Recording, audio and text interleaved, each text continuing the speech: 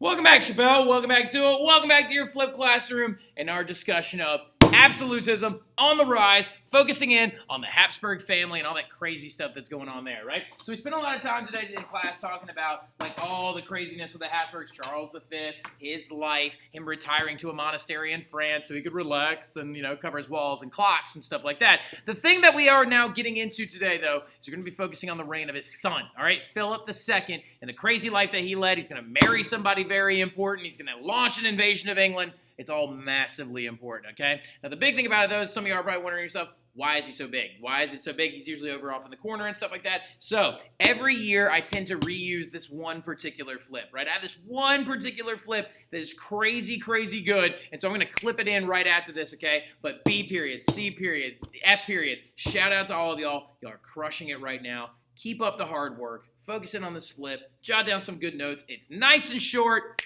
but I'll see y'all soon, all right? Y'all have a good one. Enough that he sat up out of his coffin and stormed off to his room and shut the door, right? So, he's a very weird guy, Charles, right? He's a very, very interesting character. And he ends up dying a couple of years later due to, complications associated with his alcoholism and his gout, right?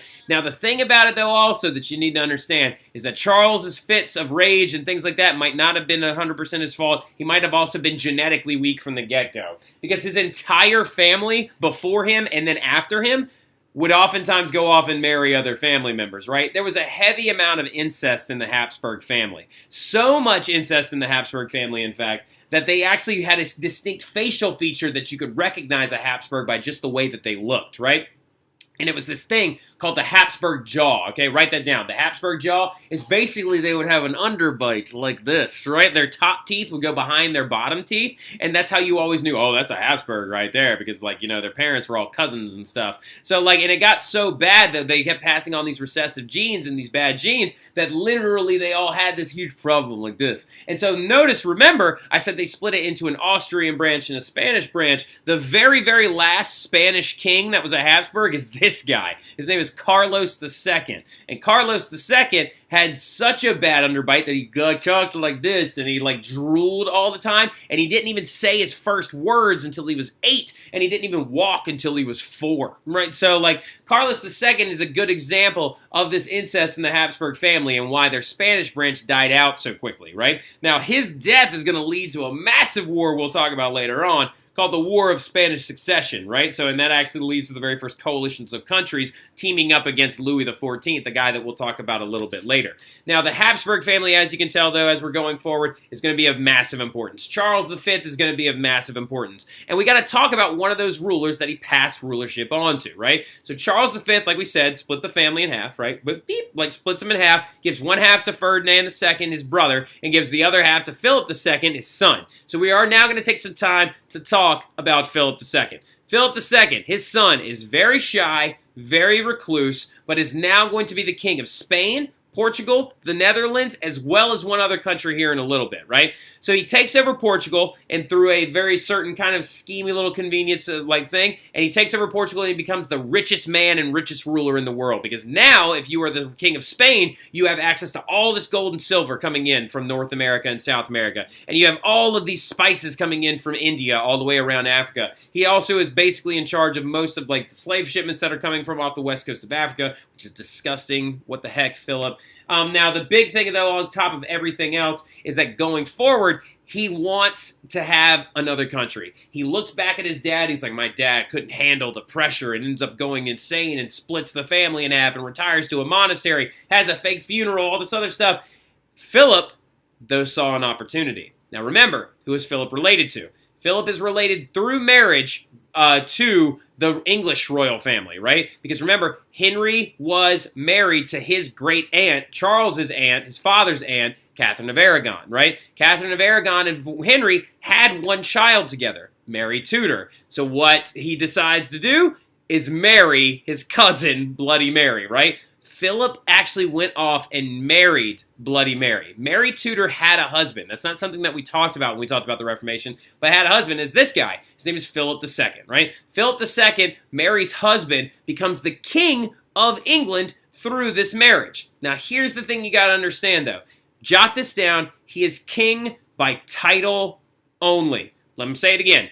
King by title only, okay? He is king by title only just due to the fact that England is a constitutional monarchy. They are not an absolute monarchy. They have a parliament that will prevent him from being a king even if Mary dies, right? Also, another thing you need to understand is that Philip just wanted the power and the growth, right? Because he actually did not like Mary at all. She was 37, he was 27.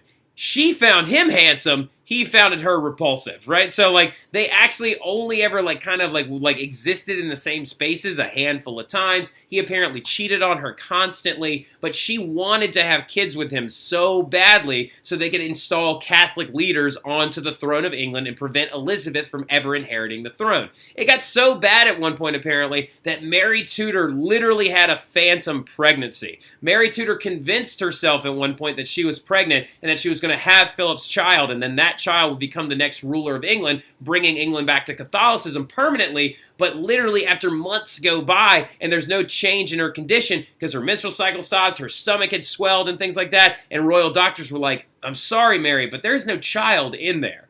And so heartbroken, she dies a couple of years later, right? And when she dies with no children after this phantom pregnancy, Philip loses the throne.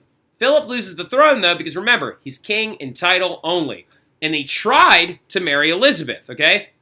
He tried to marry Elizabeth right after Mary, died, and she assumes the throne. And funny enough, he actually does support Elizabeth becoming the king of, the king of England, or queen of England as well. So really, really quick, let's review everything we've talked about so far.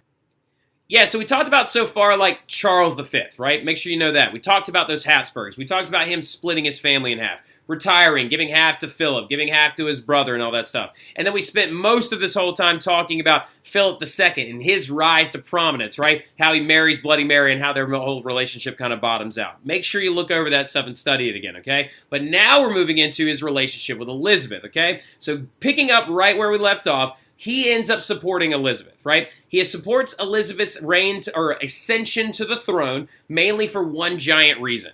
There's this woman that lives in Scotland, and her name is Mary, Queen of Scots. And he supports Elizabeth's rise to the throne because if Mary inherits the throne, he's going to be really upset about this because Mary is pro-France. So originally, Philip was very gung-ho about Elizabeth becoming the Queen of England. And he was like, hey, let's get married. And she says no. But what ends up blowing up in his face is that Elizabeth actually ends up allying with the Dutch. Now, y'all don't know this yet, but what's happening inside of Philip's kingdom is he's supposed to be the king of the Netherlands, and the Netherlands is revolting against him.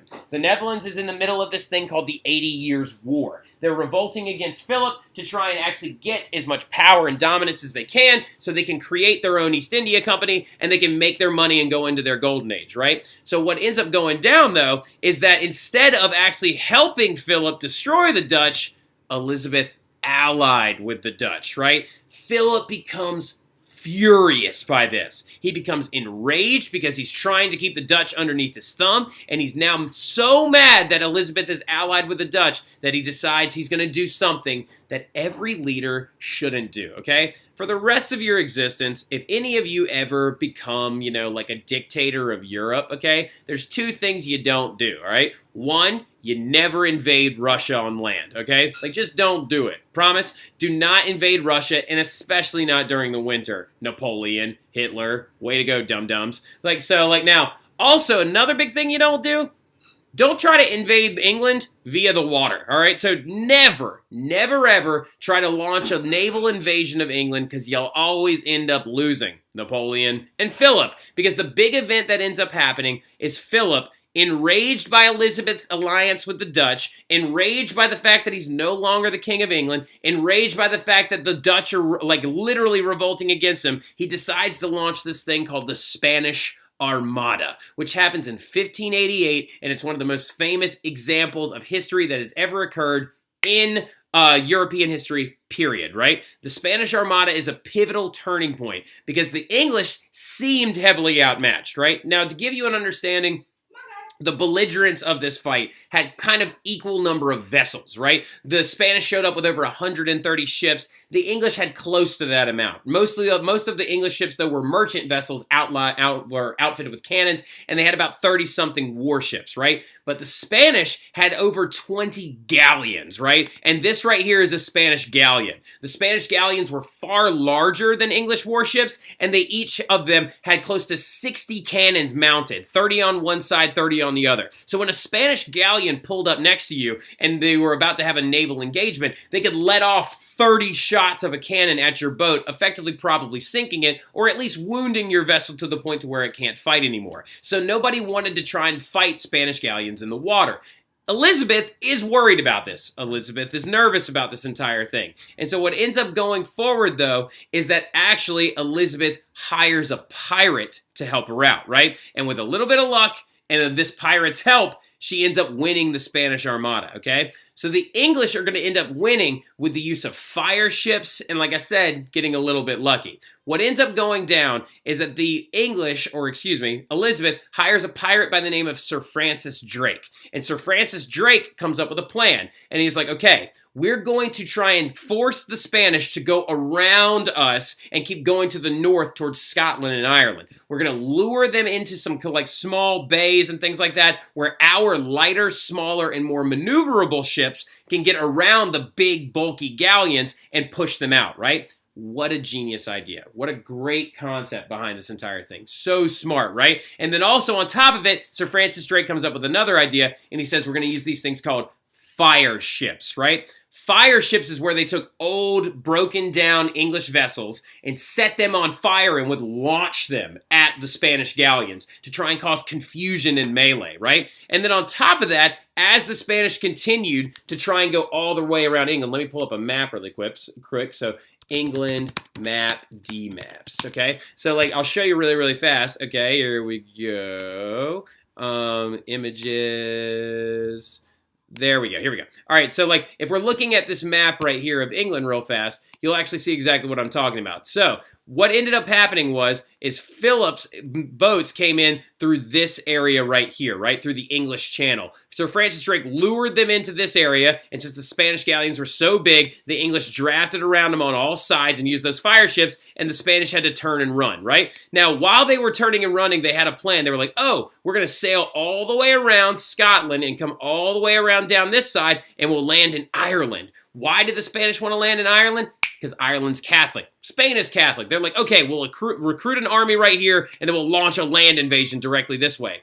Problem is, though, is on the way around, their food started spoiling right here. They hit a massive set of storms on the backside of Scotland that sank half of the Spanish Armada, so they never even got the chance to land in Ireland, so defeated, they had to return to Spain, and Elizabeth, the Queen of England, one of the most intense rulers of all time, has defeated the largest naval presence in the world at the time. Look at Elizabeth go in her victory portrait while she's like, yeah, no big deal. I just destroyed that entire fleet because I'm awesome, right? So Elizabeth destroys them, and then because of that, the Spanish power begins to decline, right? Now, during Philip's reign, though, Spain was going through a golden age of art and literature, right? So just to understand, during this time period, before Spain loses the Spanish Armada and their power begins to decline pretty steadily during the 1600s, they were going through a massive, massive era of growth in art. You've got guys like Greco and Velázquez, who were very, very famous painters during this time period, who actually showed up and did a lot of very famous work in the Baroque art realm, right? And we'll talk about that a little bit more later on. Now, the thing about it, like this, for example, is the death of Charles V. This is a portrait by Velázquez, and this right here, or no, that's by Greco, and this right here is by Velázquez. It's called Las Meninas, which is actually a very famous painting that we'll talk about a little bit later on in class as well. And then also, Cervantes was a very, very famous writer who wrote a book called Don Quixote, right? And in Don Quixote, it's this famous story about chivalry and about the process forward of chivalrous knights and all of these other things and romanticizing the Middle Ages. And we'll talk about that a little bit later on as well too, and how this entire thing is like a little old man charging in a windmill that he thinks is a giant, right? Now going forward though, Spain's power is steadily going to decline in the 1600s after the Spanish Armada. Now the Spanish Armada happened in 1588, and by the 1630s, Spain's power is in the toilet, right? So like, and a lot of that is because of inflation, the Spanish Inquisition, and the Dutch, right? So like now looking at these big ideas and these big causes, Inflation's happening because their money is losing value, right? So Spanish currency is tremendously going down in value due to the excessive amount of gold and silver that is being brought in through the ports from the Americas. Now, some of you are like, wait a minute, if you have a lot more money, how can you have too much money? Well, the problem with this is because Spain had kind of devalued manual labor, and they had also ran a bunch of people out. And due to this entire thing, they bought a lot of foreign products, right? And since they bought so many foreign products, the gold that they're bringing in is being paid out to other countries in the form of imported goods, right? So on top of all of that, the Spanish Inquisition was really biting Philip in like biting him back, right? The Spanish Inquisition was a program that was launched by his grandmother or great grandmother and great grandfather, the grandparents of Charles V, Isabella and Ferdinand. Isabella and Ferdinand launched this program called the Spanish Inquisition long before Philip was ever even alive, and this was to banish all non-Catholics from Spain, particularly Jewish people and particularly Muslim people. Now, the thing about it is that the Jewish and Muslim populations of Spain did certain trades and product making that many other people did not. For example, jewelry making, banking, law office, like being lawyers, doctors, and these other kinds of fields of work. And since they've now been banished out of Spain, this negatively affected their economy, sending people into further results of actually purchasing other things from different places. So this tanked their economy, and the Spanish Inquisition shows why you shouldn't be so rude to people of other religions, right? But also on top of everything else, the Dutch are heavily revolting against the Spanish. And since they're revolting against the Spanish with the help of the English, this caused massive Spanish debt. And that's a big reason why you don't hear about Spain as much anymore in the long run. But all of this stuff, as you can see, during the late 1600s, Europe is in a crisis. You're going to see things like the English Civil War, the Spanish Armada, the wars of religion. But the thing about it is we're going to now pivot, and when we get back into class, when I see y'all next time, we're going to start talking about the English Civil War and a bunch of other really, really cool stuff about that. I got a great story to tell y'all in class about an execution. It's absolutely wild, but I'll see y'all then. Y'all have a good one.